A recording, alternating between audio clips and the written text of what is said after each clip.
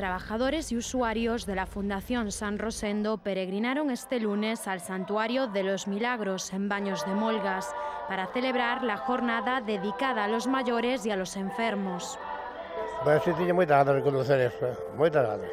Eu vi moitos anos, agora non, porque agora tiña nenos para criar, ya vi que criaron nenos primeiro, pero de primeiro moito, pero agora é menos.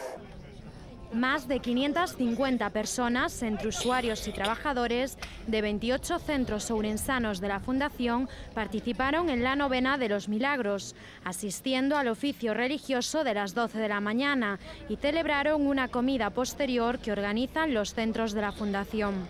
Vimos todos os anos con eles, a verdade que veñen moi contentos porque é un aliciante máis a hora de salir e facer algo novo.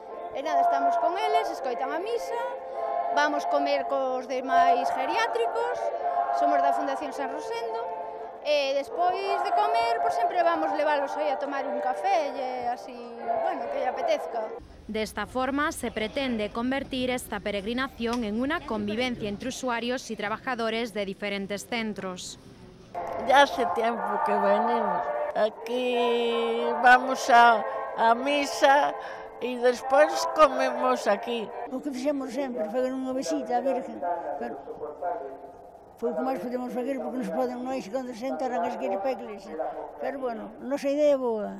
La visita al santuario y participación en la novena es ya una tradición de los centros, que celebran año tras año el Día del Enfermo en Baños de Molgas y se convierte en una de las actividades con mayor aceptación entre los residentes, devotos de la Virgen de los Milagros.